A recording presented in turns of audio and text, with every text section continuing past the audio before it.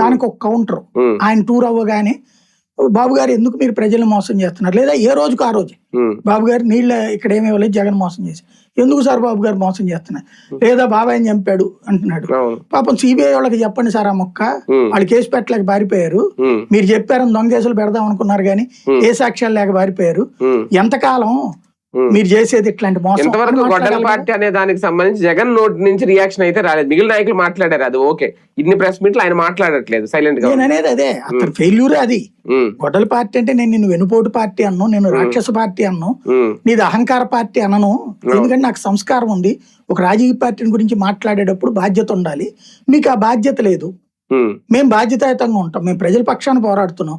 ప్రజల పక్షాన పోరాడే వాళ్ళు మేము గొడ్డల పార్టీ అయితే కనుక ప్రజల మీద మీరు దించేటటువంటిది గుణపం పార్టీ అందామా మిమ్మల్ని? నేను ఆ మాట అనను, నాకు సంస్కారం ఉంది అనొచ్చు కదా, అంటే చేత కావట్లేదు. అధికారులకు వచ్చిన 2 నెలలకి అప్పుడు ఢిల్లీలో జంతర్ మంతర్ ధర్నా చేసి హడావుట్ చేశారు. అప్పట్లో అక్కడ అరెస్టులు పెరిగిపోయినాయి, ఇదంతా దీన్ని కేంద్రం దృష్టికో లేదంటే ఢిల్లీ స్థాయిలో తీసుకెళ్లాలి అని చెప్పి చేశారు. ఇప్పుడు 2 ఏళ్ళు అయినాయి, అలాగని ఇప్పుడు అరెస్టులు ఇంకా పెరిగినాయి.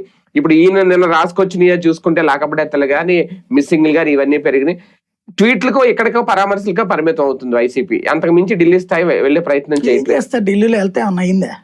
దేని పనికిరాదు. నేషనల్ మీడియా కూడా వాళ్ళ కొలైడ్ అయిపోయింది, అధికార పక్షానికి అనుకూలంగా ప్రతిపక్షానికి అనుకూలంగా అన్నాడు. లేదా ఇక్కడ ఎవడ